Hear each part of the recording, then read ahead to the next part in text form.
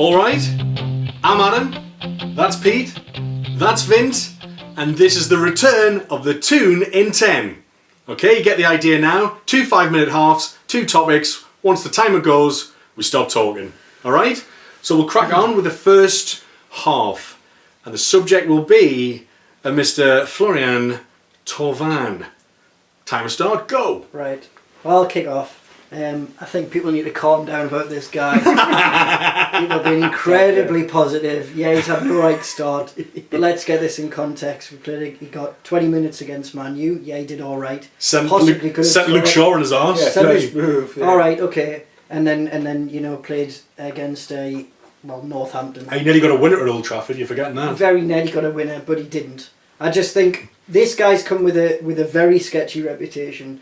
Of all the people we signed, I was more negative about him than anyone else. Thought, this guy's come, I likened him to a potentially a French Ravel Morrison. We'll see. Time to prove wrong. He's come with a bad reputation. Okay. He seems to be a bad lad, and if he doesn't seem to have the right attitude. Let's hope your prediction will be unravelled. I think he's shown already in 1 1/4 games. Statistically, he's already outperformed Remy Cabella. Now, I was a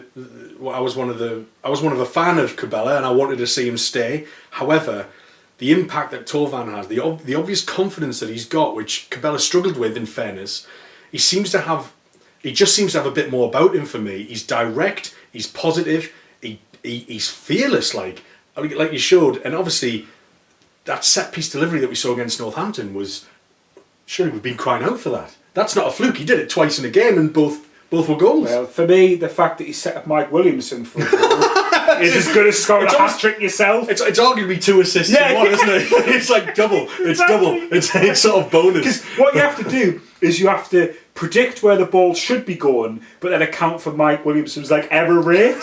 It's almost like, when you hear really professional poker players that don't like playing against amateurs because they'll do what they shouldn't do. Thauvin next level. He knows what Williamson shouldn't be doing, so he got the ball up to his head, which is amazing for me. Can you honestly not? I know it was against Northampton in the League Cup, but can you? And even with the impact he had against Man United as well. Nobody goes to Old Trafford and has that impact without. All I'm saying is, I knew the direction this was going to go, and I knew you were both going to be really positive about it. And yes, he has had a positive start. Still realistic, but I can't deny that. But you're telling me when the moment we signed him, you were delighted with the signing.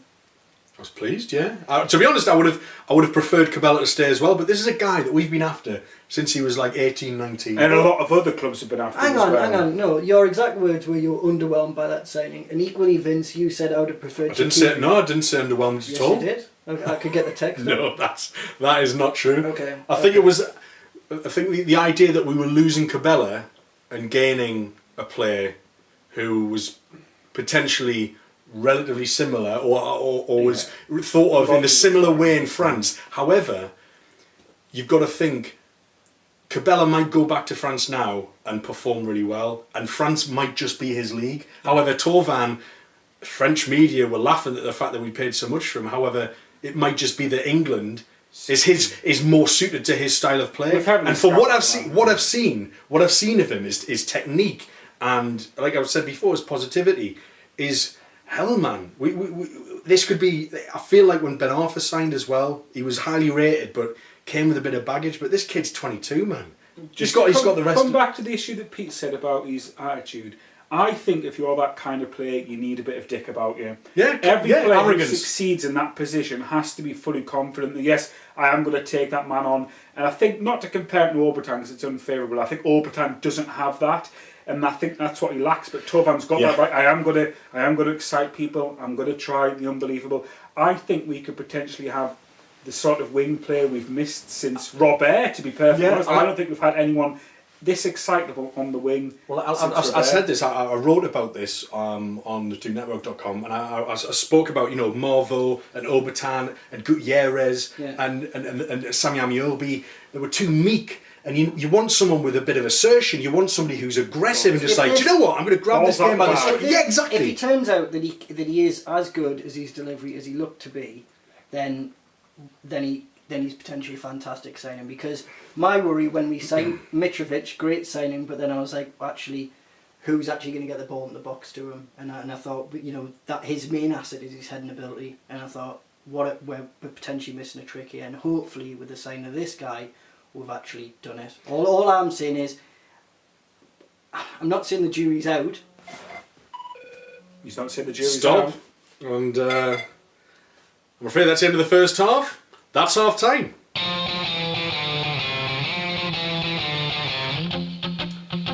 All right, welcome back. Start the second half. By the way, in half time, Pete did confess that actually I didn't text that about Thauvin, so saved. Right, well, we haven't done an episode for a while, so let's maybe talk about more generally our start of the season. Maybe let's focus on our away form in the Premier League recently. Time set, go. Start of the season in general, because if we talk about our away form in the Premier League, I think it's all right. But I think out of 3 games in the Premier League, to have 2 points by now, for me it's about par for the course. I always expected a loss against Southampton, to be honest, against Swansea. I always thought Swansea beat us. We've never done well there. Since they've been in the league, they've taken more points of us than any other team in the league.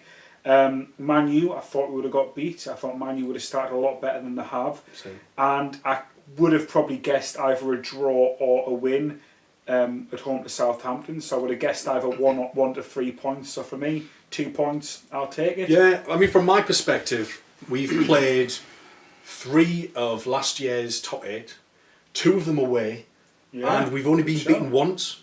And do you know what? That's canny. And that's under a new coaching staff, new philosophy, new head coach, new approach to play, new style, with integrating a lot more new signings than we're usually used to. Yeah. And and coming off the back of a bad season as well, coming off the back of a lot of negativity too, and maybe a lot of lack of expectations from fans in a way that I think that there wasn't much excitement. But as soon as these signings came in, I honestly cannot argue, and I can't see how any Newcastle fan at the minute can argue with the start we've had. We've obviously shown as well that we care about the cups because you put a strong team out. I can't complain. I really can't. I'm pleased. I'm happy. Okay, so here we go. if we'd done this episode sooner, I don't think we'd be talking like this. I think the game against Southampton at home, which we covered, was a positive performance. We looked very tired, but it was a good performance. Then when you put it into context of Southampton's first home game of the season against Everton, you thought actually Southampton are looking like quite a weak team this Everton season. have started well though. Everton have started well. But they have. But I'm saying if we'd done this a couple of weeks ago, and then on the back of that, our game against Swansea away, regardless about form, and the fact that Swansea are a decent team, we were shocking in that game, absolutely shocking. So if we'd done this after that. Yeah, I would have. Yeah, however, you've got to concede the performance against Man United was brilliant. It's remarkable. Just the reaction of the team at the end of that game. It was like they'd won a cup final. They get that monkey off the back and actually defend as a team.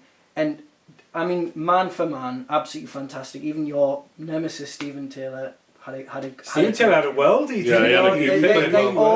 Played well. They played, and I think. We've touched upon it before in terms of where we wanted Newcastle to go. They played as a team. Fantastic performance against Man U. Got to kick on with that. Yes, in League Cup we won 4-1. Whatever. The opponents are not the strongest, but when was the last time you saw a defensive performance like that? Man United. Are we talking like Spurs away when Krul did all those saves? That wasn't defence. That was Krul having a worldie. But in terms of like the magnitude of that performance, and as much as Man United weren't firing on all, it's not even the performance. The performance was it's the result. It's getting that first point away from. For me, it was the fact that we had a defensive unit rather than because you're right. Even it's like Swansea. Maybe I remember the through ball for Gomez, and it just went right through the corridor of uncertainty, and it went straight through Mbemba and Colaccini. That's what she calls it these days, is it? Oh, Manchester's upstairs. She might walk through again. But I think definitely the performance was a positive, but long term, the fact that they actually managed to hang on, because there were a couple of chances. Psychologically huge. Psychologically, just absolutely huge, and I think that could prove to be something to build on. A bit of a turning point of the season. So I was thinking about the performance is really good. Obviously, we haven't covered the cup much, but 4-1, brilliant yesterday. Everything worked really well. Players, what's been your views of the players that have started the season? Because for me, all our new signs that I've seen, I've been over the moon with. I think hit the ground running. If this is where they've started, how good they're going to get. The question I've got is, do we keep that same back four? Do we keep Mbemba at right back? Because he was the one that had that almost got the assist for the header for Mitrovic. For me, no. He struggled. For me, no. I think Jan Mat's too good a player to leave out. And Mbemba would come back into the centre, but would come back into centre back. Taylor on the bench. But Wijnaldum's, like you say, has hit the ground running, and the way he.